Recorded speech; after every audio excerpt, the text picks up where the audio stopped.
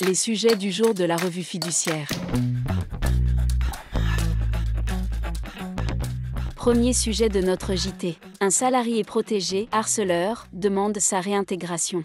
Un salarié protégé, exemple, membre du comité social et économique, mis à pied à titre conservatoire et dont la demande d'autorisation de licenciement a été refusée par l'administration du travail doit être, s'il le demande, réintégré dans son emploi ou dans un emploi équivalent, sauf si l'employeur démontre une impossibilité de réintégration. Qu'en est-il lorsque la mise à pied du salarié est fondée sur plusieurs attestations de salariés de l'entreprise invoquent des faits de harcèlement sexuel ?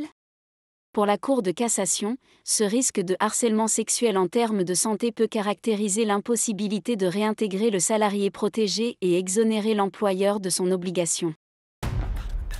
Deuxième sujet de notre JT. Capital variable et retrait d'un associé, quand cesse l'obligation aux dettes ?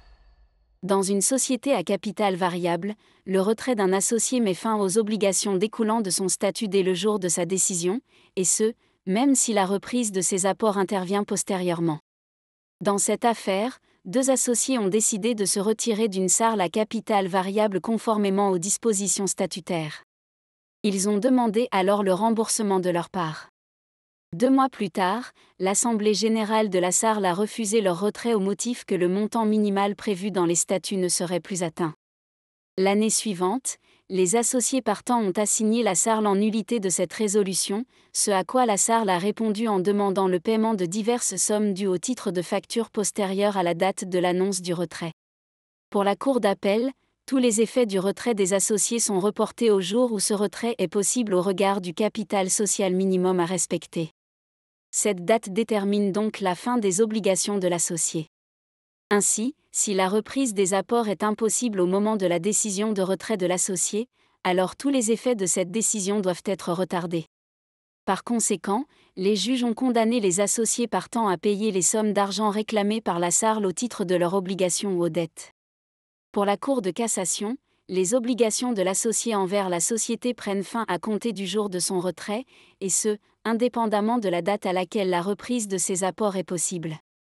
En effet, pour la Cour, dans le cas du retrait d'un associé et de la reprise de ses apports, si celle-ci a pour effet de porter le capital à un montant inférieur au minimum inscrit dans les statuts, elle doit être décalée dans le temps.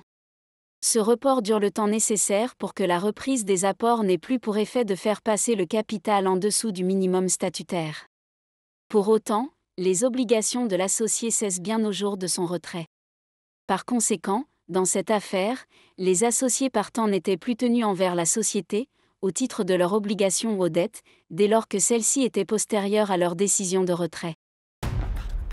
Troisième sujet de notre JT. Report en arrière des déficits. Une société peut, sur option express, imputer un déficit constaté à la clôture d'un exercice sur le bénéfice de l'exercice immédiatement précédent. Il convient, pour cela, qu'elle n'ait pas subi de transformation dans son activité réelle d'une telle ampleur qu'elle ne serait plus en réalité la même. L'option pour le report en arrière a, ainsi, été refusée à une société fabriquant et commercialisant des produits pour le secteur du BTP qui, l'année de constatation du déficit avait cédé son fonds de commerce puis modifié son objet social et qui, l'année suivante, exerçait une activité de marchand de biens et de conseil en immobilier pour des entreprises. Ce changement d'activité était tel que la condition d'identité de la société ne pouvait être considérée comme remplie.